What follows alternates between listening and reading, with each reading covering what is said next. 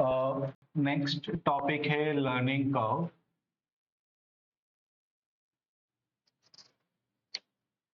Basically learning curve ये labour cost से related है, ठीक है।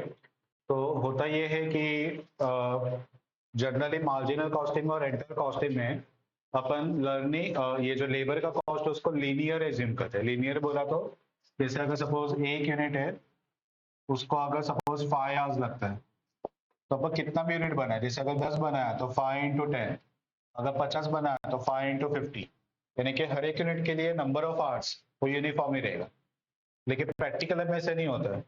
प्रैक्टिकल लाइफ में हम लोग देखते हैं कि बहुत सारे जगह पे, जैसे अगर कोई वड़ा पाव बेचने वाला है, अब उसे नया नया गाड़ी लगा रहेगा ना लाइफ में फर्स्ट टाइम, तो उसका स्पीड तो ना देखना। वो वड़ा पाव आराम आराम से चलेगा, अपने पाव आराम से खोलेगा, चटनी लगाएगा, वड़ा रखेगा और दोनों को दे। लेकिन जो काफी सालों से ये काम कर रहा है उसका स्पीड देखना। इतना फास्ट वो जो मसाला है बेसन में डालेगा, तुरंत उस पर डालेगा, उसका स्पीड देखना कितना फास्ट रहता है। एक भी बूंद नीचे नहीं गिरता जब भी वो बर्तन से वो वड़े को तेल में डालते। फटाक से इतना पूरा बर्तन भर के वो एक साथ तलेगा, बाहर आधा निकालेगा, तब तक दूसरा जो बाकी का वो तल रहा है, तब तक पाव खोलेगा, चटनी लगाएगा, एक एक वड़ा, गरम गरम वड़ा अपने को टच करने को नहीं होता, वो उठा के पाव में डालता है क्योंकि उसको हैबिट हो चुका। ठीक है, तो उसका स्पीड है। पैकिंग का भी स्पीड देखो उनका। अगर बोला कि 5 वड़ा का पार्सल, ये फटाफट 2 पेपर लिया, 5 वड़ा डाला, ये पैक किया, दे दिया। कैश देने का भी स्पीड उनका देखना। तो उनका लर्निंग को काम करता। ठीक है, तो हर इंडस्ट्री जहाँ पे रिपीटेटिव नेचर का वर्क है वहां पे लर्निंग को एप्लीकेबल होगा। जहाँ पे रिपीटेटिव नेचर का वर्क नहीं है वहां पे लर्निंग को नहीं आता। यानी कि अगर एम्प्लॉय को बोला कि तू 1 महीना सपोज पैकिंग में काम कर, बाद में दूसरा महीना तो डिलीवरी करने को जा, तीसरा महीना तो कैश काउंटर पे बैठ, तो उसको उतना लर्निंग का नहीं आएगा क्योंकि वो एक एक काम कंटिन्यू नहीं कर रहा है, उसका काम बार बार चेंज हो रहा है।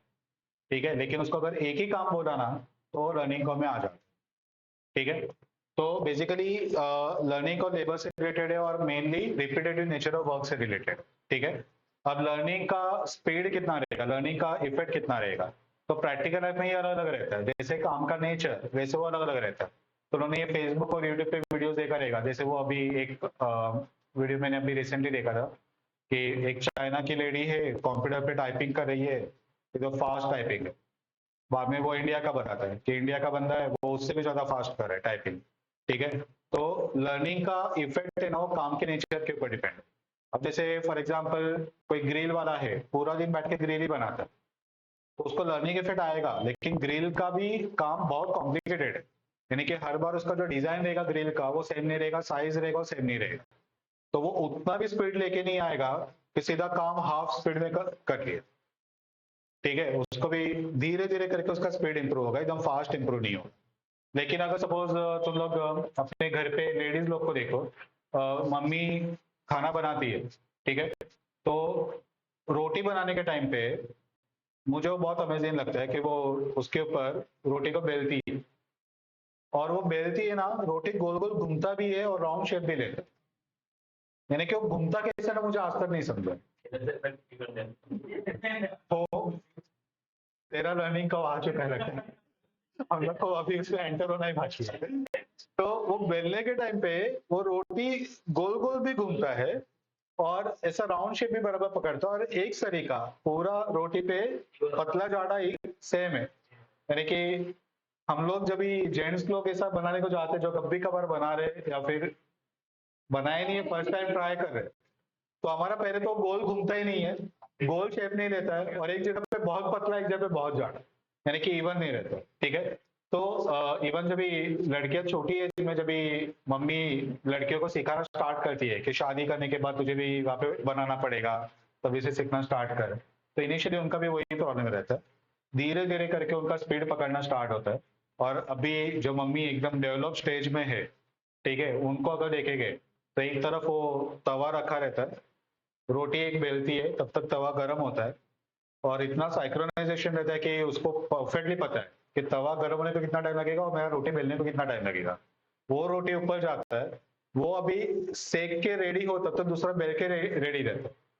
वो तवे पे डाला, निकाला, गैस पे डाला, वो फूल रहा है, तब तक ये आगे का स्टार्ट हो गया। यानी कि इतना फास्ट काम है। अब इसमें स्पीड, अगर फॉर एग्जांपल मैं अगर रोटी बनाना स्टार्ट करूं तो मुझे पहला रोटी बनाने के लिए सपोज 5 मिनट का टाइम था, ठीक है। बाद में मैंने दूसरा रोटी बनाया तो उसमें थोड़ा सा टाइम कम हुआ, 4.5 मिनट वगैरह लगा। अब ऐसे करते करते जो मम्मी के स्टेज पे आना है, तो मम्मी जो स्पीड से बनाती है वो स्पीड पे आने को टाइम लगेगा।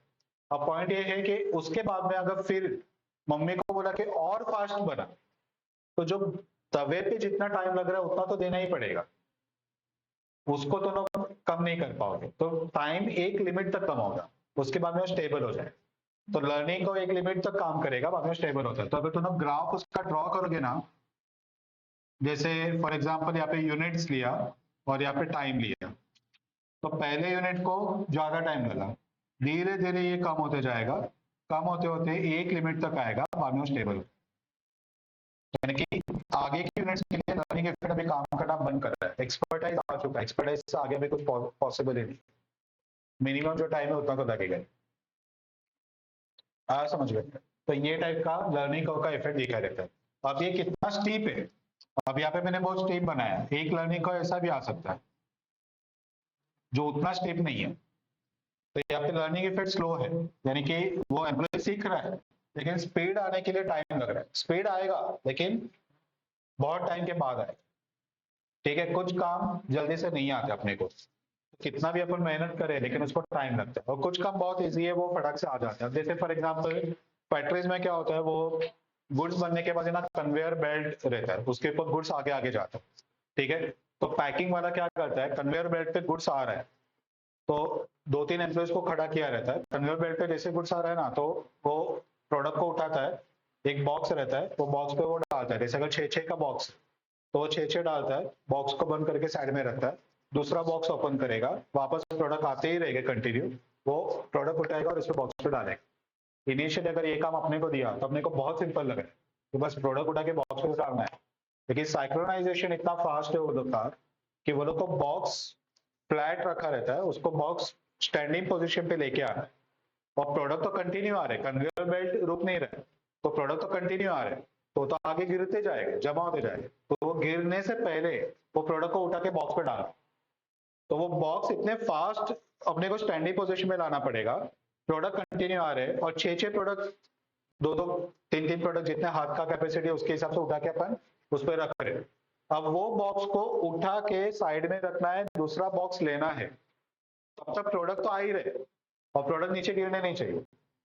तो वो स्पीड इमेजिन करो कितना फास्ट आना चाहिए। और इसमें अपने हाथ से तो क्या होगा, प्रोडक्ट उठाया, बॉक्स पे रखने से पहले हाथ से गिरेगा तो गया।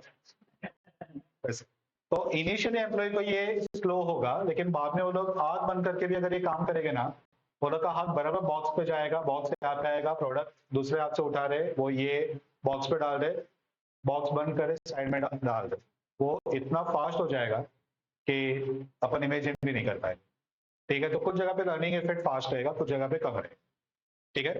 तो अगर सपोज मैं बोलता हूँ कि लर्निंग इफेक्ट 90% है या लर्निंग इफेक्ट 80% है, तो कौन सा फास्ट गिना जाए? तो 90 को फास्ट नहीं गिनेंगे, 80 को फास्ट गिनेंगे। 80 ये बोलता है कि पहले के टाइम से 80% टाइम पे अपन दूसरा काम करें। पहला यूनिट को जितना टाइम लगा ना, दूसरे यूनिट में उसका 80% ही टाइम लगेगा। और 90% ये बोलेगा कि पहले यूनिट को जितना टाइम लगा उसका 90% दूसरे यूनिट को लगेगा। तो 90% स्लो है ना, ठीक है। तो जितना परसेंटेज कम रहेगा उतना स्पीड ज्यादा है। अपने को एग्जाम में 80 या 90 का ही पूछते हैं, 85 75 वगैरह एग्जाम में नहीं आते, जबकि प्रैक्टिकल में कुछ भी रह सकता है, इवन 88% भी रह सकता है, ठीक है। अभी क्वेश्चन ये आता है कि लर्निंग इफेक्ट काम करेगा कैसे, अपने को सब में अप्लाई करना कैसे।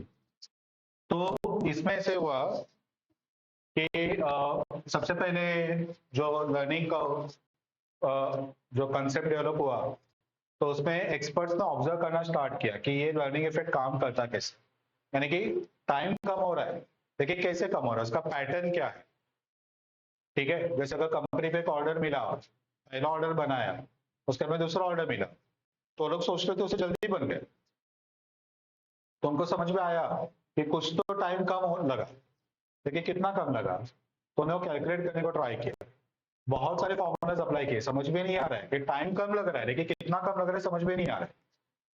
पता चल रहा है कि जैसे पहला ऑर्डर बनाने के लिए 50 आवर्स लगा, तो दूसरे ऑर्डर के लिए सपोज 40 आवर्स ही लगा, तीसरा बनाया तो 35 आवर्स ही लगा।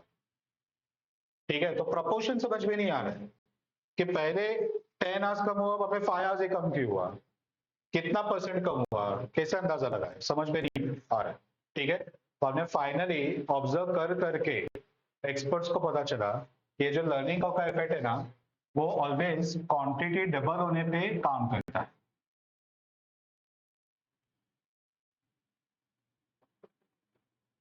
क्वांटिटी डबल होने पे वो काम करता है। यानी कि फॉर एग्जांपल मैंने पहला यूनिट बनाया, पहला यूनिट को फॉर एग्जांपल 15 आवर्स लगा, या राउंड ऑफ लेने के लिए 100 आवर्स लगा पहला यूनिट बनाने के।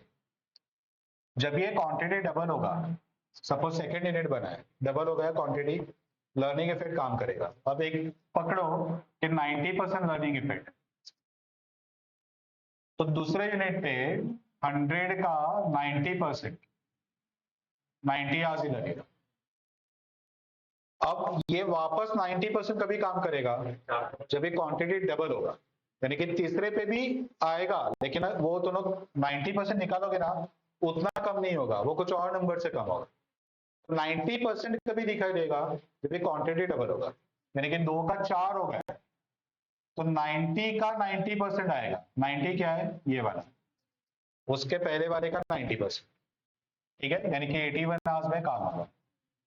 अब क्वांटिटी वापस डबल होगा, 8 हो जाएगा, तो ये 81 का 90% लगेगा, कितना आएगा, समझ में। तो ये जब भी डबल डबल होता है ना, 16, 32, 64, 128, 256, जब ये क्वांटिटी डबल होगा ना, तब भी दोनों को 90% दिखाई देगा। इसका मतलब ऐसा नहीं है कि बीच के यूनिट में लर्निंग इफेक्ट काम ही नहीं कर रहा है, लेकिन बीच के यूनिट में 90% फाइंड नहीं कर पा रहे। 90% सिर्फ तब भी फाइंड कर पा रहे हैं जब ये क्वांटिटी डबल हो रहा है। यानी कि 4 के बाद 5वां यूनिट बनाया, तो 5वें यूनिट में भी टाइम कम लगा, लेकिन अगर तुम लोग को बोलोगे 5वें यूनिट में कितना, तो 81 का 90% ऐसे नहीं होगा, कुछ और रहेगा। ठीक है, 90% कभी दिखा देगा जब भी 8वां यूनिट बनेगा, यानी कि 5वें यूनिट में भी टाइम कम हो रहा है, 6वें में भी कम हो रहा है, 7वें में भी कम हो रहा है, और 8वें में कितना कम हुआ, तो वो तुम लोग एग्जैक्टली बोलोगे 90% कम होगा। तो बीच के यूनिट में 90% ऑब्जर्व नहीं हो पाता, वैसे ही 8वें के बाद 9वें में वापस कम हुआ, कितना, 90% नहीं है, कुछ और है। 90% कभी आएगा जब ये 16वां यूनिट बनेगा तब। समझ में आया, यानी कि हर एक यूनिट में टाइम कम हो रहा है, लर्निंग इफेक्ट कंटिन्यूअसली काम कर रहा है, ऑब्जर्व सिर्फ डबल पे ही कर पाते, बाकी ऑब्जर्व नहीं कर पाते। तो अगर तुम लोग को बीच के यूनिट का अगर टाइम निकालना है, फॉर एग्जाम्पल कोई बोलते हैं 12वीं यूनिट में कितना टाइम आएगा बताओ, निकाल सकते, लेकिन उसके लिए लॉग वगैरह यूज करना पड़ेगा। डायरेक्ट जो शॉर्टकट में बता रहा ना 90% ले लो तो आंसर आ जाता है, शॉर्टकट फॉर्मूला काम नहीं करेगा, शॉर्टकट फॉर्मूला सिर्फ डबल वाले पे काम करेगा, और बीच के यूनिट पे फाइंड करने के लिए लॉग यूज करके फाइंड करना पड़ेगा। हाँ, वो कौन से यूनिट पे स्टॉप होगा वो सब अपने को बताएगा, वो प्रैक्टिकल हमें ऑब्जर्व करना पड़ेगा। ठीक है, तो ये वैसे ये सिस्टम काम करता है। अभी पॉइंट ये है, थोड़ा ध्यान से सुनना, इनिशियल पार्ट समझ गया ना तो आगे का बहुत सिंपल हो जाता है। पॉइंट ये है कि पहले यूनिट को 100 आवर्स लगा, 100 आवर्स, दूसरे को कितना लगा, 90 नहीं लगा, 90 नहीं लगा। ठीक है, ये एवरेज टाइम है, 90 वो दूसरे यूनिट का टाइम नहीं है, वो पहले प्लस दूसरे का एवरेज है। 90 आवर्स वो सेकेंड यूनिट का नहीं है, वो फर्स्ट एंड सेकेंड यूनिट का एवरेज टाइम इज 90। इसका मतलब कि 90 दो यूनिट का है, यानी कि टोटल कितना टाइम लगा, 180। 180 में से पहले यूनिट का टाइम कितना था, 100, यानी कि दूसरे यूनिट को 80 का ही टाइम लगा, तो 80 प्लस 100 का एवरेज इज 90।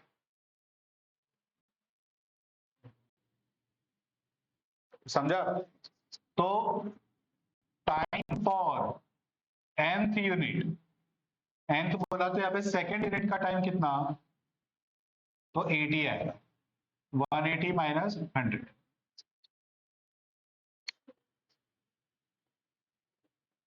पता चला? अब वैसे ही सेम वे 81 वो चौथे यूनिट का टाइम नहीं है, वो एवरेज टाइम है 4 यूनिट का, तो 81 इंटू 4 324।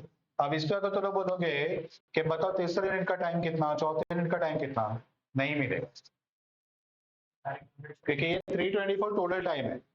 324 में से पहले यूनिट का टाइम कितना है, 100, दूसरे का कितना है, 80, 180 हो गया। तो जो बाकी है 324 माइनस 80, वो तीसरे प्लस चौथे का है। अब उसका ब्रेकअप नहीं मिलेगा कि इसमें से तीसरे का कितना और चौथे का कितना, वो ब्रेकअप चाहिए तो तुम्हें को लॉग वाले सिस्टम में जाना पड़ेगा।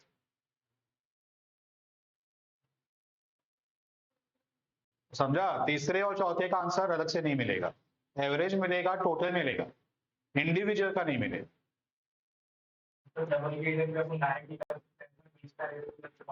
तो लॉग वाले पे ही जाना पड़ेगा, ठीक है। वैसे ये 72.9 इंटू 16 किया, सॉरी 8 किया, तो ये टोटल देगा।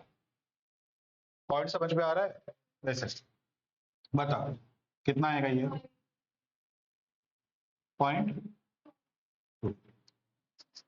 अब इस पे भी सेम वे, अगर 8वें यूनिट का पूछा, 7वें यूनिट का पूछा तो नहीं मिलेगा, बीच के यूनिट्स का नहीं मिलता इसमें, सिर्फ टोटल बताएगा, एवरेज बताएगा, इंडिविजुअल यूनिट्स का आंसर ये नहीं देता। तो ये मेथड टोटल टाइम फाइंड करने के लिए यूज कर सकते हो, ठीक है।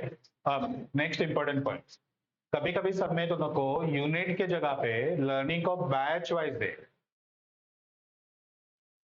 कंपनी में कुछ प्रोडक्ट ऐसे है कि जो यूनिट वाइज बनाया जाता है, और कुछ प्रोडक्ट ऐसे है कि जो एक एक यूनिट नहीं बनता है, एक एक बैचेस बनता है, 50 यूनिट का एक बैच, 100 यूनिट का एक बैच। तो एम्प्लॉय एक बैच बनाने के लिए काम करता है, एक सिंगल यूनिट बनता ही नहीं।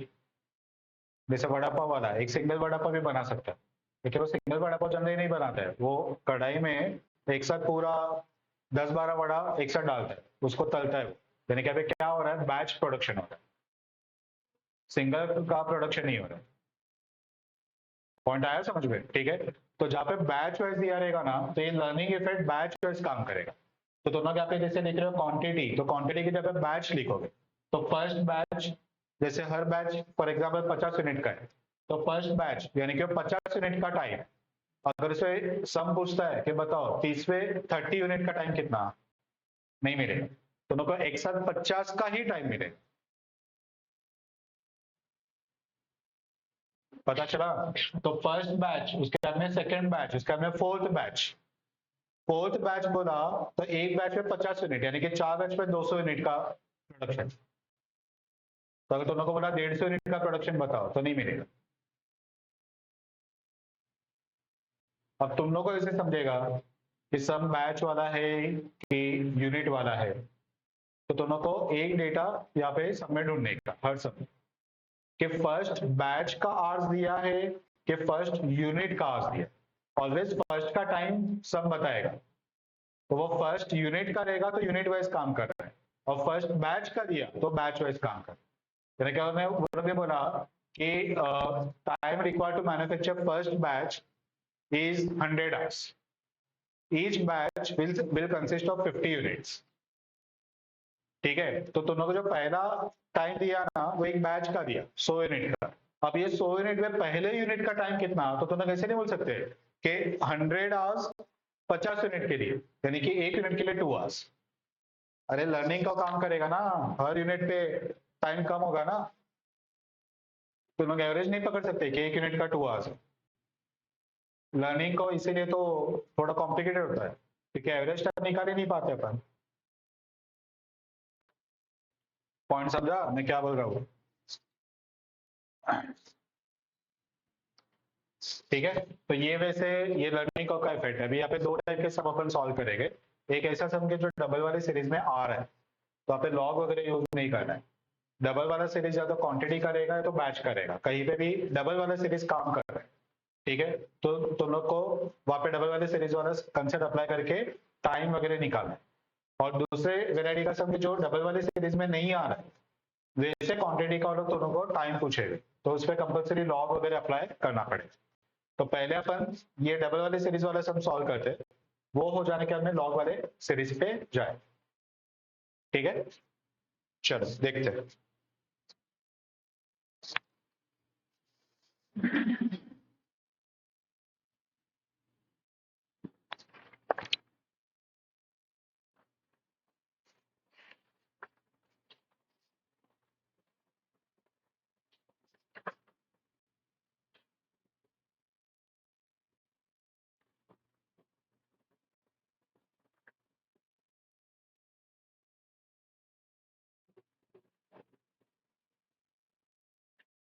चलो question number 5 low.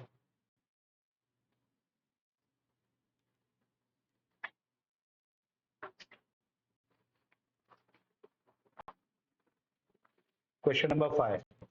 A firm decided in order to make and supply 8 units of standard product, which involves intricate labor operation.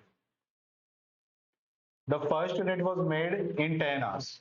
First unit was made in 10 hours. यानी कि यूनिट वाइज काम कर रहे हैं, double वाला सीरीज यूनिट पे काम करे। और क्वांटिटी कितना बताया उन्होंने फर्स्ट लाइन में? 8 डबल वाले सीरीज में आता है क्या? आता है 1 2 4 8 डबल वाला सीरीज है, समझा? इवन नंबर ऐसा नहीं है, 6 वो भी इवन है लेकिन वो नहीं आएगा। ठीक है, डबल वाला series. It is understood that this type of operation is subject to 80% learning rate. मैंने एग्जाम्पल में 90 लिया है, यहाँ पे 80 है तो 80% अप्लाई करने का। The workers are getting wage rate of 12 per hour. What is the total time and labor cost required to execute the above order? 8 unit के लिए कितना टाइम लगेगा ये बताना है। सेकेंड क्वेश्चन बाद में देखते हैं, पहले फर्स्ट वाले का आंसर निकालते हैं।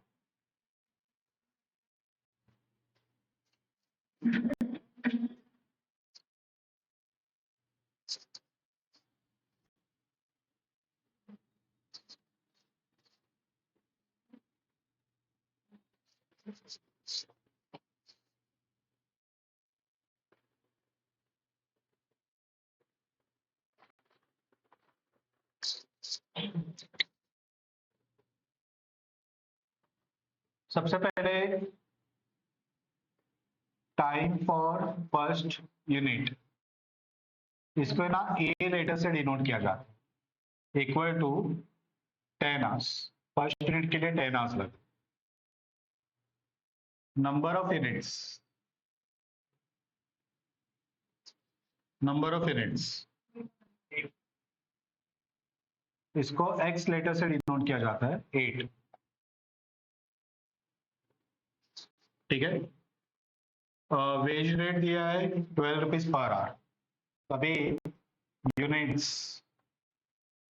एवरेज आवर्स, पहले यूनिट को 10 लगा तो दूसरे को 10 का 80% लगेगा, 8 डबल होगा, 8 का 80% लगेगा, वापस डबल हुआ, 6.4 का 80% लगेगा, 5.12। ठीक है, तो total hours for 8 units equal to 5.12, ये एवरेज आवर्स है 8 यूनिट का, इंटू 8 यूनिट्स 40.96 आवर्स। तो लेबर का कॉस्ट कितना लगेगा? 40.96 आवर्स इंटू रुपीज 12, कितना?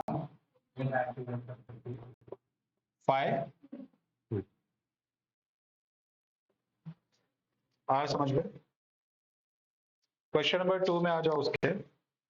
If repeat order of 24 unit is also received from the same customer, what is the labor cost necessary for the second order?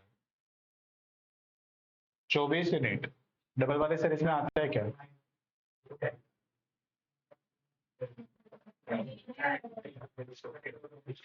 आठ के बाद होगा 16, 16 के बाद होगा 32, 24 आता ही नहीं।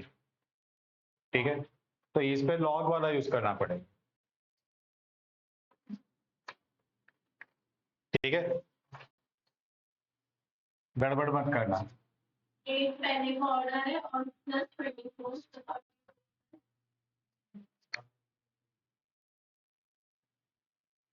दोनों को साइकिल सीखना था, आज सिखाना स्टार्ट किया।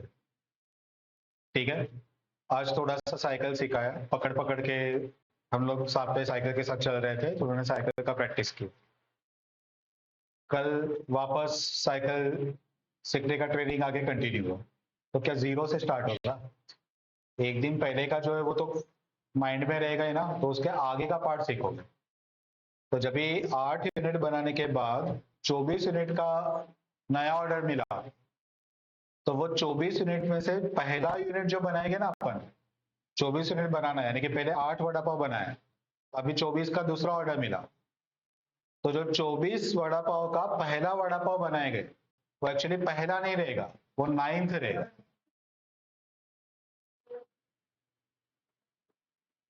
समझा? तो वो 8 के आगे 24 है, तो 8 + 24 कितना होता है?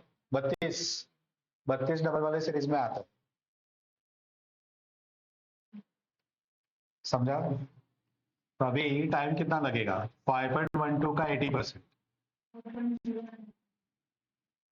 और 4.096 का 80%, 2768। तो total time for 32 units equal to 3.2768 into 32 units, 1085 या 86 ले लो, चलो।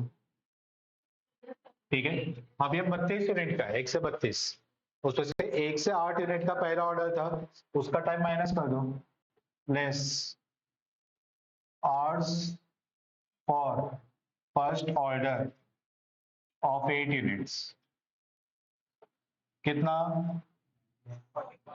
40.96 hours.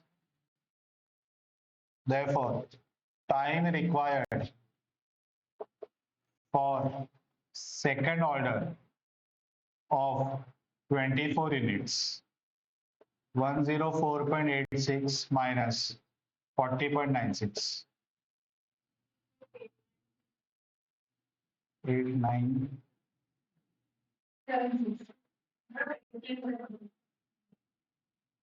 बराबर है? ठीक है, और इसके लिए लेबर का कॉस्ट कितना? 63.9 इंटू ₹12।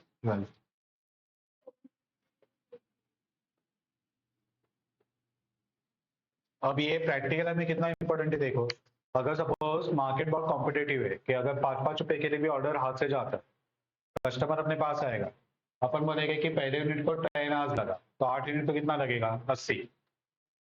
80 इंटू 12 रुपए का कॉस्ट लेबर का। ठीक है, तो अपन कॉस्ट शीट में लिखेंगे 80 इंटू 12, 960, जबकि लेबर पे कितना करे? 491, हाफ।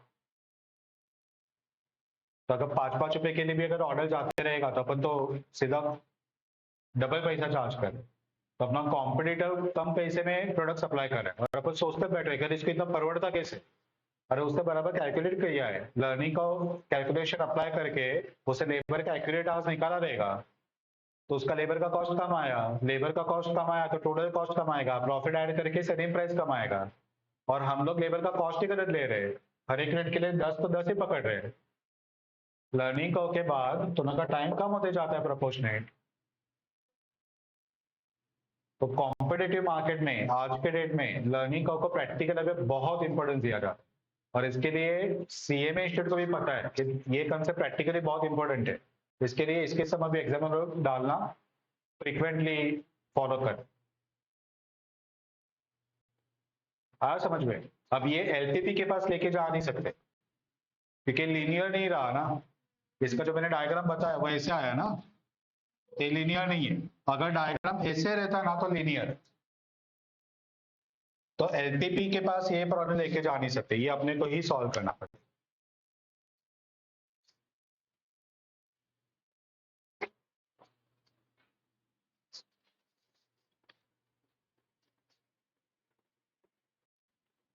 ये राइट ब्रदर्स थे ना, प्लेन बनाया था पहला, वो लोगों ने लर्निंग कर्व फाइंड किया था। तो वो लोग ने जब ये कंपनी स्टार्ट किया था, प्लेन वो लोग ने बनाया, और उन्होंने अपना फैक्ट्री स्टार्ट किया था प्लेन बनाने का। तो लोग को ऑर्डर्स मिलते थे पैसे वाले लोगों से। तो कितने टाइम में डिलीवर करेंगे ना, तो उनको वो टाइम पे मीन्स ऑब्वियसली जो प्लेन बनाएगा वो मैथ्स में एक्सपर्ट रहना ही चाहिए, क्योंकि एकदम एक्यूरेट लेवल पे सब कुछ प्लेन का पार्ट्स बना तभी प्लेन उड़ेगा, वरना अपन वो कागज का प्लेन प्लेन भी कभी कभी उड़ा नहीं पाते। अपना एक्यूरेसी उतना बुरा है।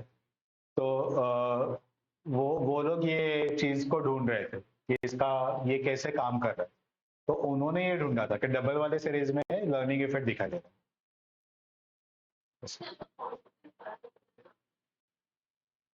तो उनको वही प्रॉब्लम हो रहा था कि जब भी उनको ऑर्डर्स मिल रहे थे, तो हर एक टाइम पे अलग अलग टाइम पे वो लोग प्लेन्स बना के डिलीवर कर रहे थे। वो स्टैंडर्ड कस्टमर को क्या टाइम बताए समझ में नहीं आ रहा था। कस्टमर पैसे वाले थे, तो लोग डिमांडिंग थे कि हम लोग पैसा दे रहे हैं, जल्दी बना के दो।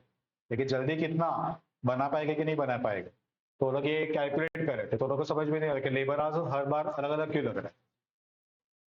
तो उस पे से उन्होंने ये कंसेप्ट ढूंढा कि लर्निंग इफेक्ट काम कर रहा है।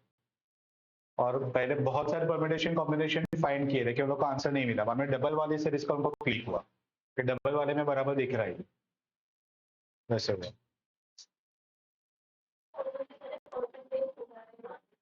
हाँ,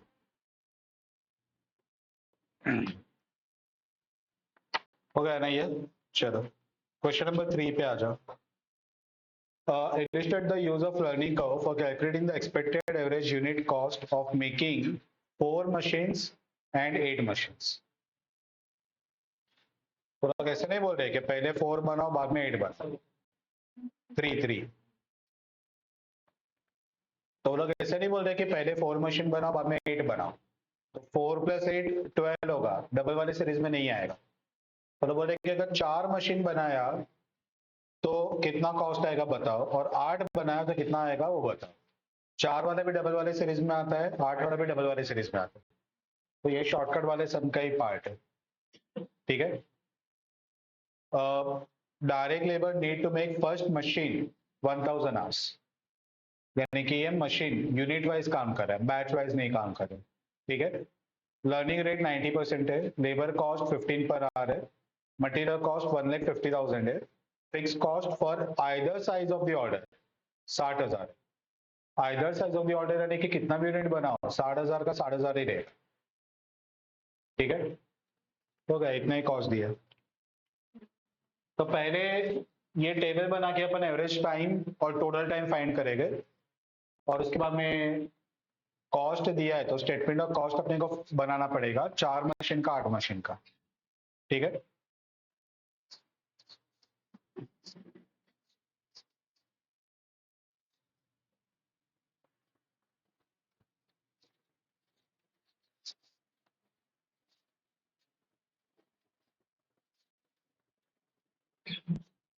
चलो पहले यूनिट के लिए वो लोग बोले कि 1000 आवर्स लगा,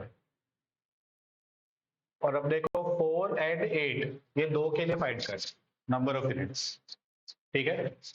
तो 1 2 4 और 8, पहले का 1000, लर्निंग रेट 90% है, तो दूसरे का आएगा 1000 का 90%, 900, 900 का 90%, 810, 810 का 90%,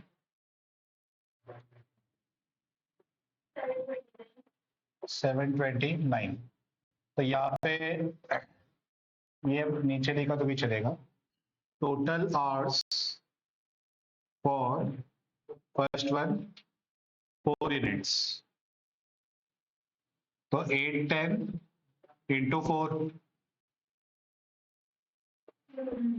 for 8 units, 729 इंटू 8, पहले का कितना? ओके, दूसरा 5।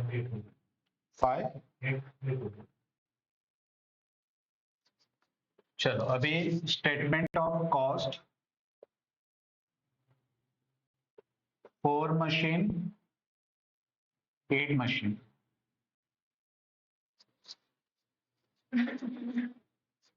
देखो उन्होंने डायरेक्ट मटेरियल दिया है 1.5 लाख है। अब ऑब्वियसली ये कॉमन सेंस चलाना है, आपको बोला नहीं कि 1.5 लाख 4 का है, 8 का है कि 1 का है। ठीक है, मटेरियल ऑलवेज वेरिएबल कॉस्ट रहता है, तो ये 1.5 लाख फ्लैट तो नहीं रहेगा कि 4 बनाए 8 बनाए 1.5 लाख ही रहेगा, तो ये पर का ही है। ठीक है, तो 1.5 लाख इंटू 4 और 1.5 लाख इंटू 8,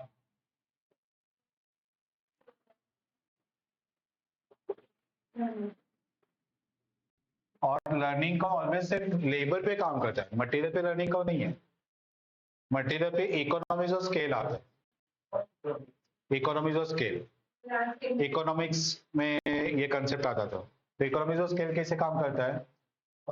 घर पे अपन चाय बनाते हैं ना, तो जैसे अगर 3 जन का 4 जन का चाय बनाना है, तो सपोज 4 जन का चाय बनाना है, तो अपन पानी और दूध का जो मिक्सचर लेते हैं ना, वो सपोज 5 कप 6 कप का लिया, उसको उबाल उबाल के 4 कप पे लेके आए।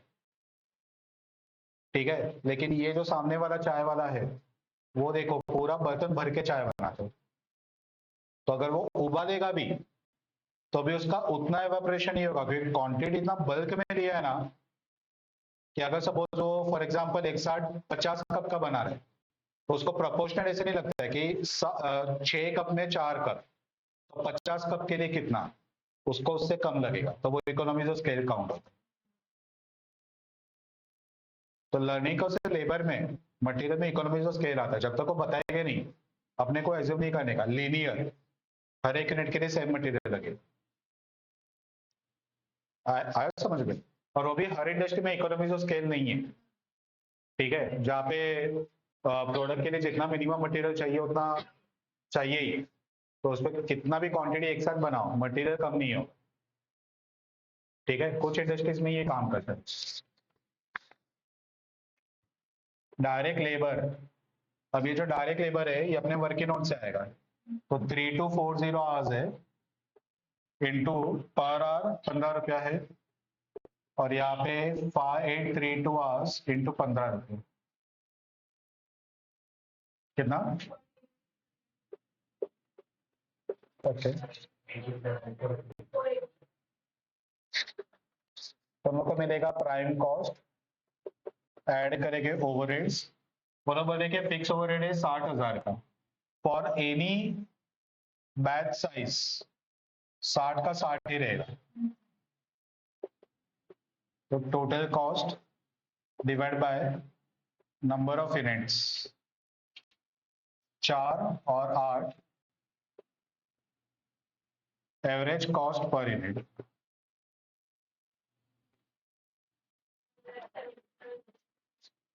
वन 150। देखो एवरेज कॉस्ट पे कितना फर्क पड़ रहा है, इसके लिए बहुत सारे जगह पे देखो तो लोगों को पूछते हैं कितना क्वांटिटी चाहिए, तो जब भी ज्यादा क्वांटिटी बोलेंगे ना वो लोग भाव कम करेंगे, तो वहाँ पे वन ऑफ द एरिया वो लर्निंग का काम करेंगे।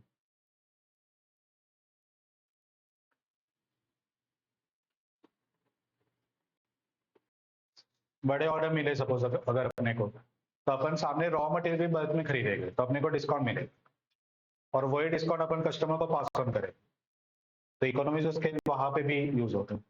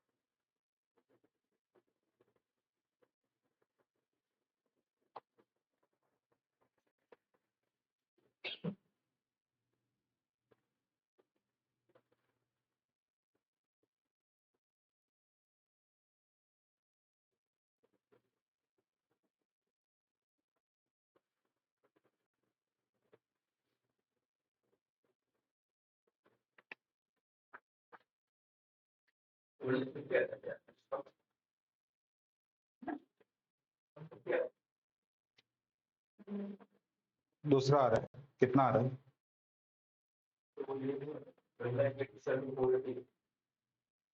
हम्म, हम्म, ओके।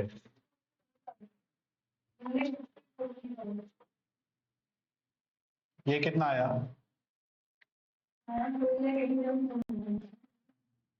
1287, 480, ओके। ये डिवाइड बाय 8,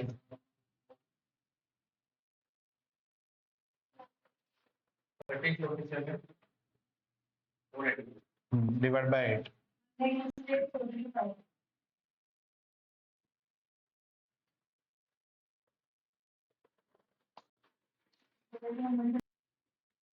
177, 180, 150,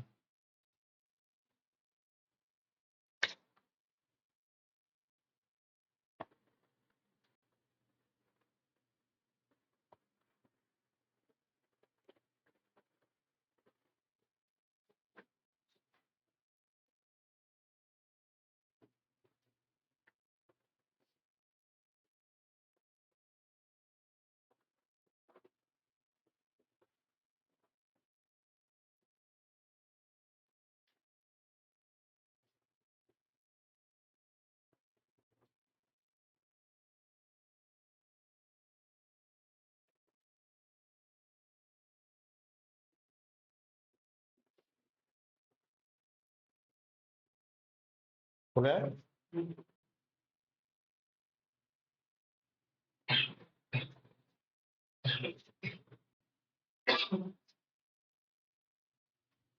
चलो अभी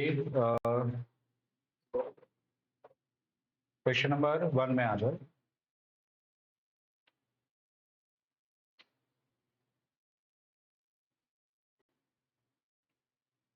A company has just completed manufacture of 40 unit of a new product. The manufacturing cost rupees are direct material 2 lakh, direct labor 8,000 labor hours at 20 per hour, total 1 lakh 60. Variable overhead, special tools, reusable, fixed overhead apportioned, and total cost 5 lakh 50. ये सब कितने का दिया है? 40 unit का दिया है।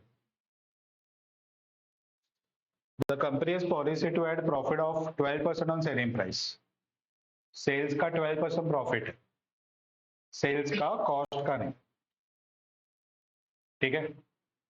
The company received another order of 120 unit of this product, for which company quoted based on its policy on absorption cost basis a price of 15,625 per unit. The customer stuck the order to 11,000 per unit. The company is in short of work and is so keen to take up more orders, but is reluctant to accept this order at a quoted price because it is against the company's policy to accept any price below its cost. The company experienced a learning curve of 90%. तो ये देखो, ये 5,50,000 का पहला order cost है, sorry 550 का cost है। तो cost plus profit equal to sales. अगर सेल्स 100 रुपया रहेगा तो 12 रुपया प्रॉफिट है, यानी कि 88 रुपीज कॉस्ट है, 88,550 है, तो 100 कितना निकालो?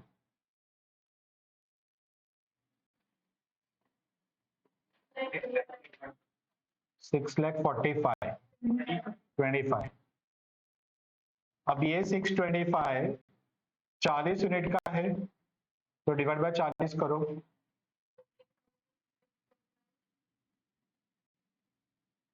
वो लोग ने ये प्राइस कोट किया दूसरे ऑर्डर के लिए, बेस्ड ऑन एब्जॉर्प्शन कॉस्टिंग वो लोग ने ये प्राइस बोला है, यानी कि प्रपोर्शनल, जितना पहले का प्राइस था उसी के प्रपोर्शन में दूसरे का प्राइस बोला।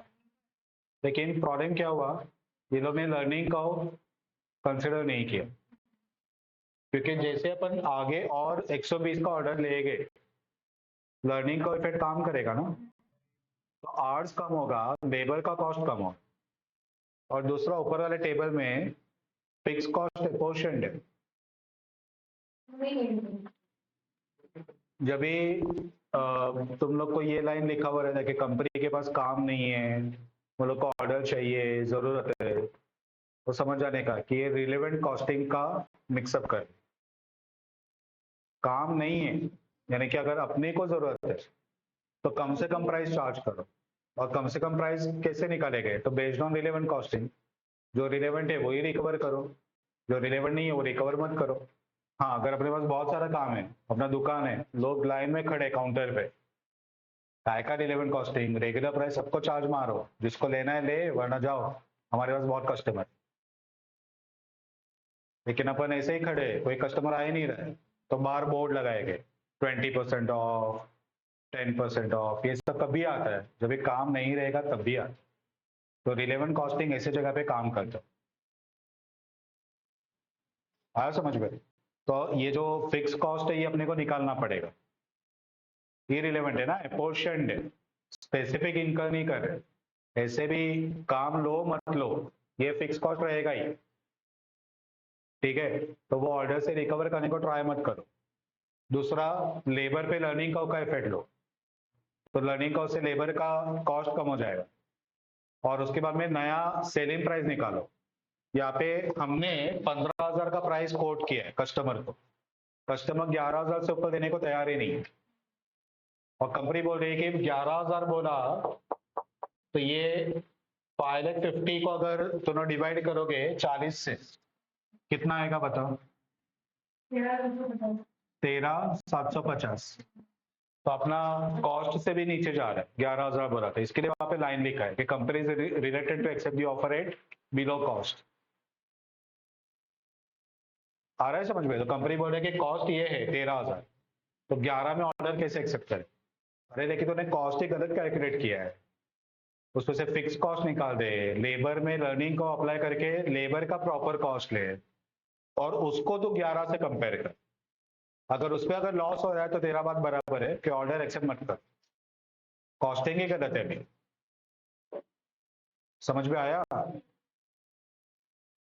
तो पहला रिक्वायरमेंट क्या है? कंप्यूट द गेन और loss arising from acceptance of order of 11,000 per unit. 11,000 पे प्रॉफिट एंड लॉस कितना होगा? और दूसरा, advise whether the company should accept the order for 120 unit और नॉट। ऑब्वियसली पहले में प्रॉफिट आया तो एक्सेप्ट करेंगे, नहीं आया तो नहीं करेंगे।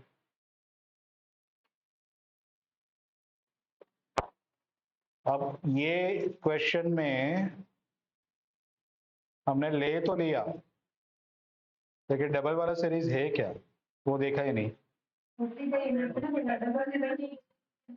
40 है और दूसरा ऑर्डर 120 का है। 40 डबल वाले सीरीज में कहा आता है? 1, 2, 4, 8, 16, 32, 64। 40 आता ही नहीं है। 64 के बाद में आएगा 128, और ये 40 प्लस 120, 160 यूनिट होता है। 128 के बाद होगा 256। 160 भी डबल वाले सीरीज में नहीं है, ये लॉग वाला समय है।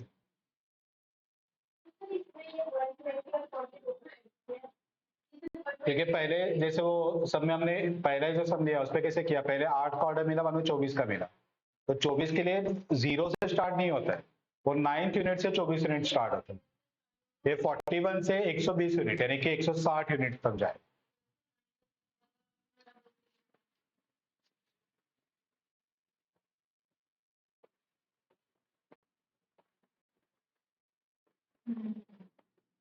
लॉग आता है, लॉग देखने को।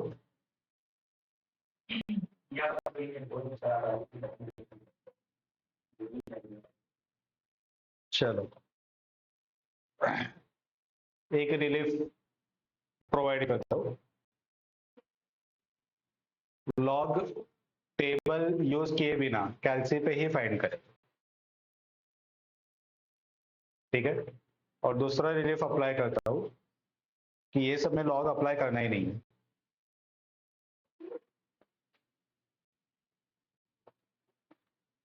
तुम लोग को मैंने बताया था पहले 40 का निकलना 40 80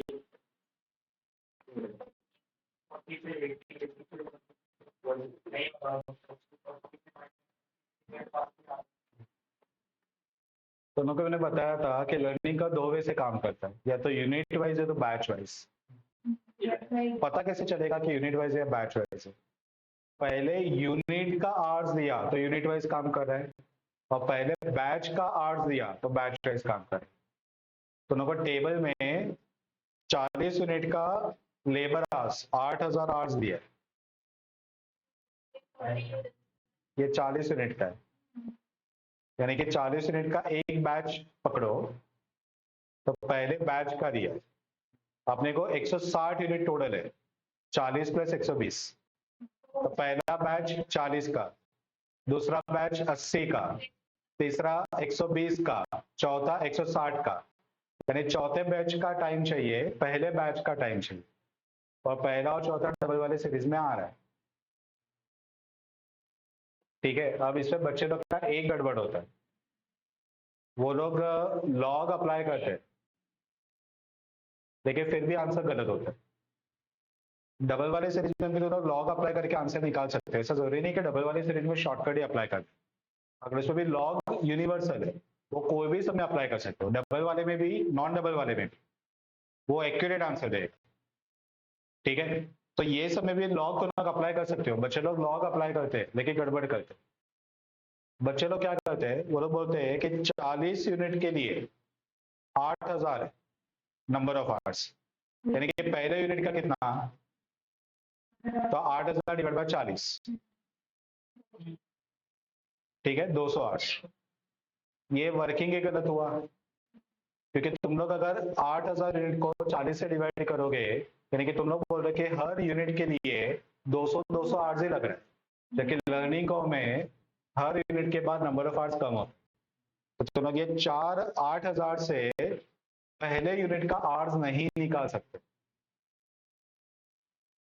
तो जो बच्चे लोग को डाउट आता है कि सर ऐसा क्यों बोल रहे हैं कि 40 यूनिट का एक बैच पकड़ो, एक यूनिट का भी नंबर तो आवर्स है अपने पास, पहले यूनिट का नंबर ऑफ आवर्स है ही नहीं अपने पास, निकाल ही नहीं सकते। 8000 को डिवाइड बाय 40 करके आवर्स निकाला पहले यूनिट का, तो कंसेप्ट ही गलत अप्लाई किया, तो लर्निंग को चैप्टर ही नहीं सीखा।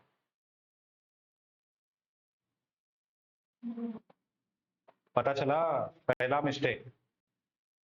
ठीक है, तो कभी भी ऐसे नहीं करने का कि जितना आवर्स दिया वो 40 यूनिट का, तो डिवाइड करके पहले यूनिट का आवर्स निकालो और लर्निंग को वहां से अप्लाई करना स्टार्ट करो।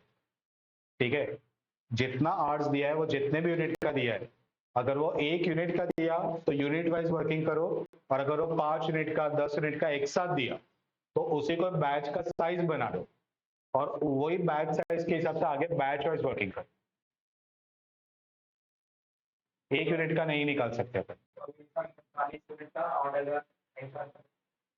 हाँ, 40 यूनिट का एक बैच, यानी कि एक बैच का 8000, तो दूसरा बैच यानी कि डबल लर्निंग रेट अप्लाई करो, चौथा बैच वापस डबल लर्निंग रेट अप्लाई करो, बैच वाइज वर्किंग करो, यूनिट वाइज वर्किंग नहीं कर।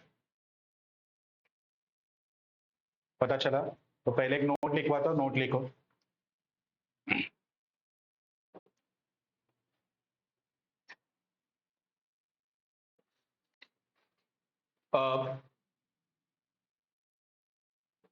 Learning effect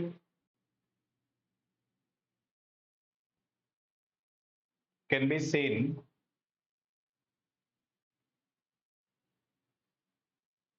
when quantity is doubled. When quantity is doubled.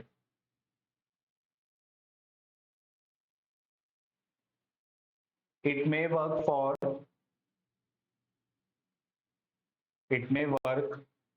for number of units doubled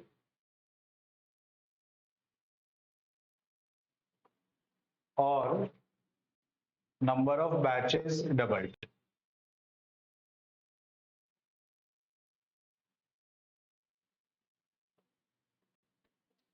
When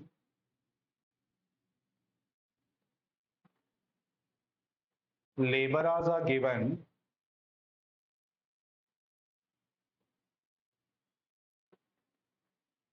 for first unit.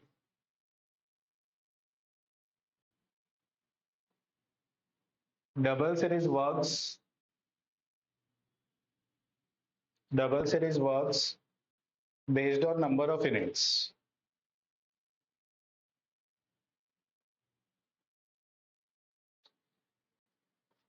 If labor hour is given for first batch,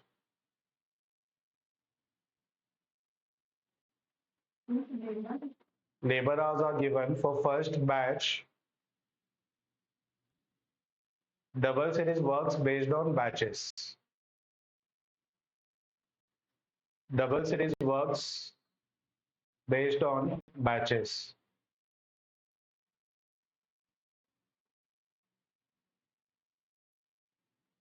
paragraph करके देखो. In the given sum, labor hour for first 40 unit is given.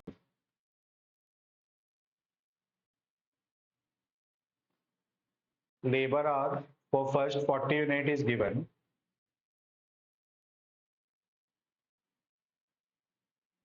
We cannot find labor for first unit.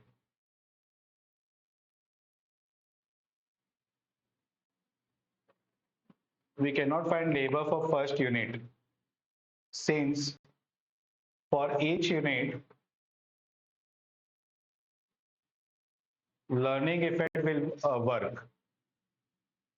Learning effect will work. Hence, 40 units will be considered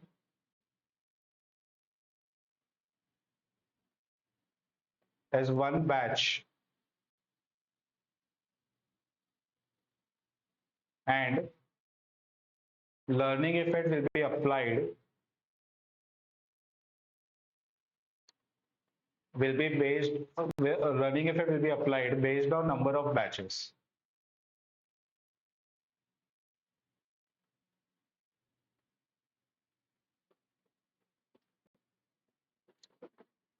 चल अभी देखो,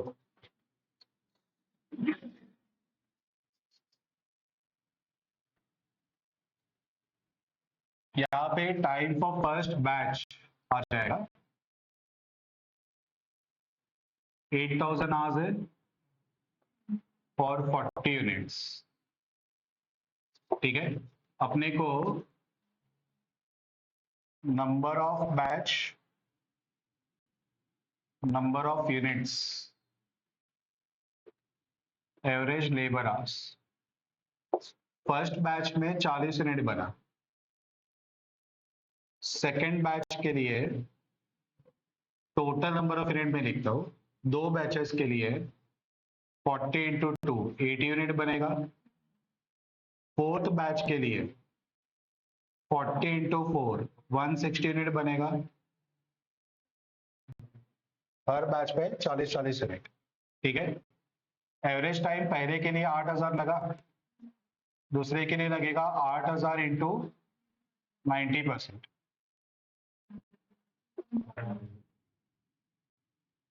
7200 ना, into 90%, 6480 hours.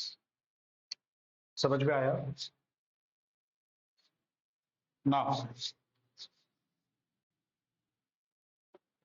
total time for 4 batch 160 units equal to 6480 into 4. ये तो average time है, 4 batch का average time है, तो 6480 into 4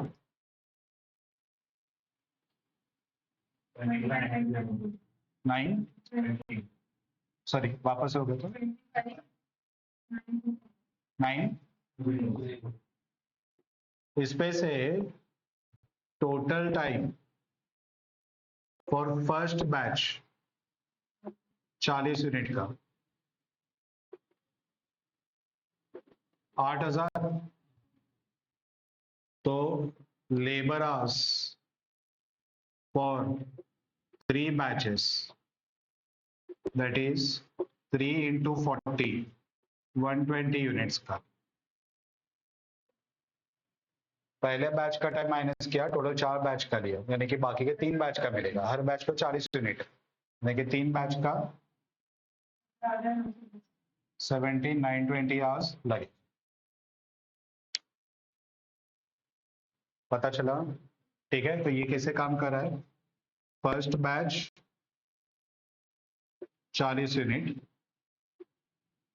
4 बैचेस 160 यूनिट्स, तो दोनों को माइनस किया, therefore for 120 यूनिट्स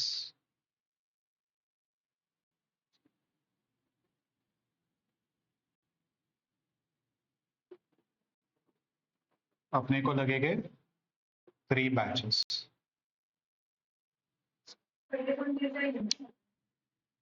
लेकिन बैच वाइज काम कर रहा है, ये दोनों का एग्जाम में क्लिक होना चाहिए। समझा ना? चलो अभी देखो, एक बार ये पता चला कि डबल वाले सीरीज का काम हो रहा है, नंबर ऑफ आवर्स हमने निकाल दिया। अभी अपन निकालते हैं cost, statement of profitability.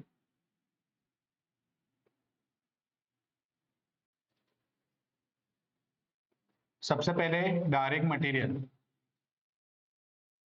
Material में तो लर्निंग इफेक्ट काम नहीं करता है ना। तो उन्होंने तुम लोग को दिया है 2 लाख रुपया, ये 2,40,000 यूनिट का है, तो 120 यूनिट का कितना कितना 6 लाख। ठीक है, डायरेक्ट लेबर ये आएगा from work unit number 1, 17,920 hours into rupees. क्या रेट है लेबर का? 20 पर आवर।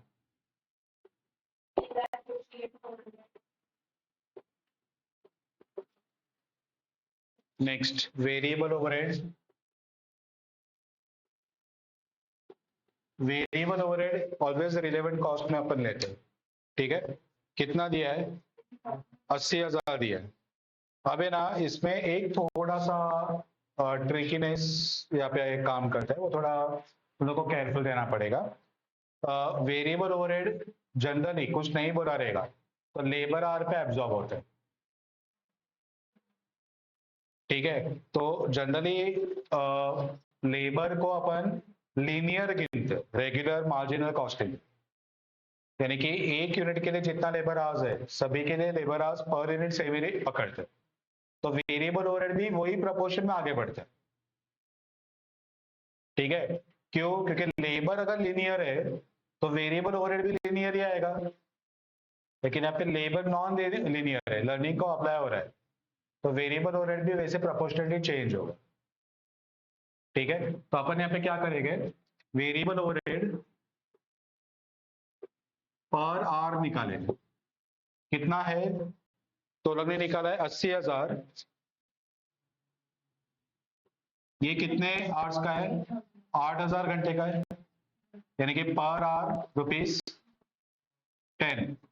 ठीक है, तो यहाँ पे अपना 17,920 आवर्स हो रहा है इंटू ₹10।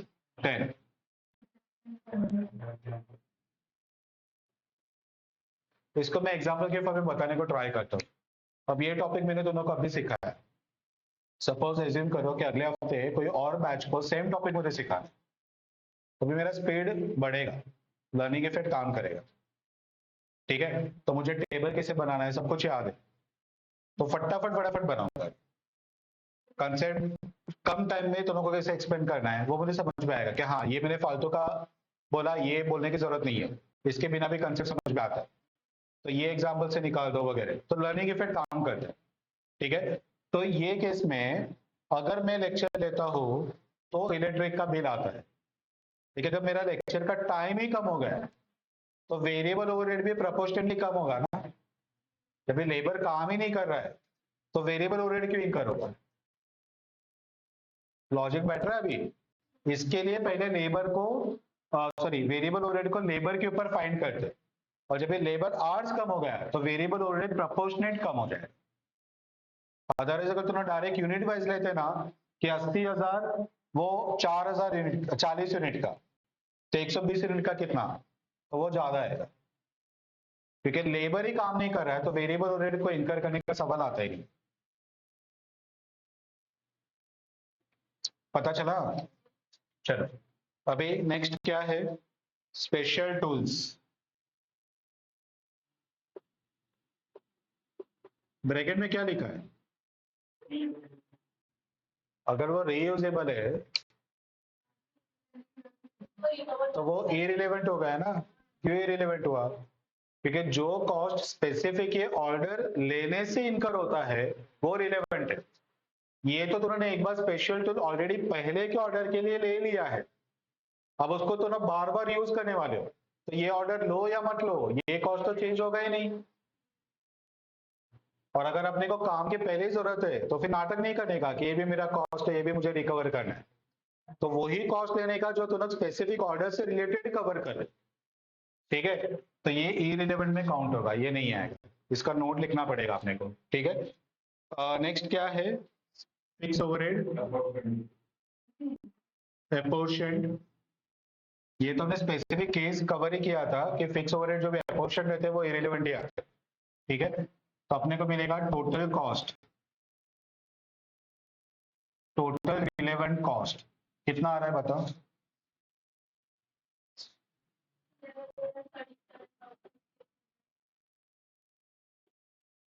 सेल्स ले लो, सामने वाला पार्टी 120 यूनिट के लिए 11,000 ऑफर कर रहा है।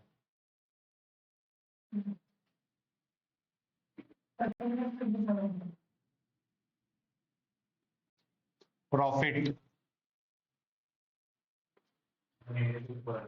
1, ऑर्डर एक्सेप्ट करना चाहिए, प्रॉफिट पॉजिटिव।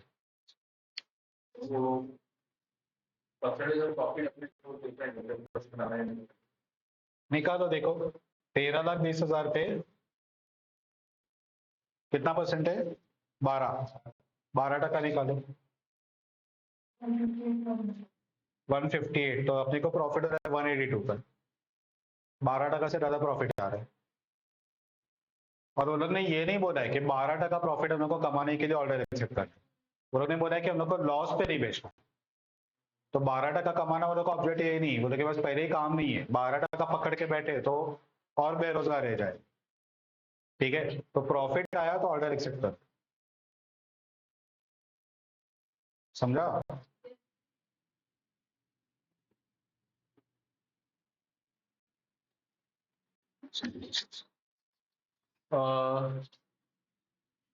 देखो, the company should accept the order, ये कंक्लूजन लिख रहे हैं, company should accept the order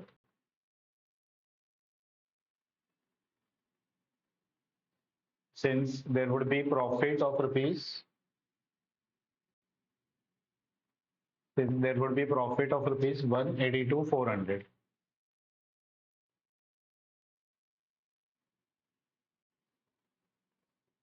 नीचे नोट लिखो, number 1, special tools are considered as irrelevant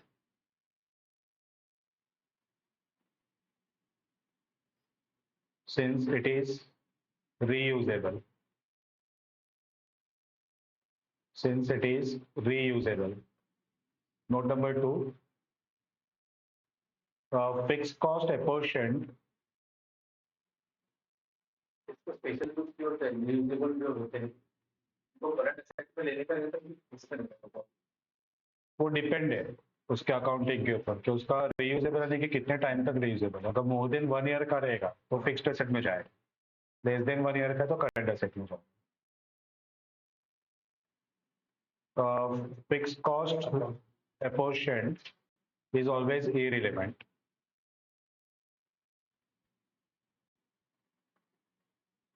एक और नोट लिख दो, variable cost is absorbed based on Variable cost is absorbed based on labor hours.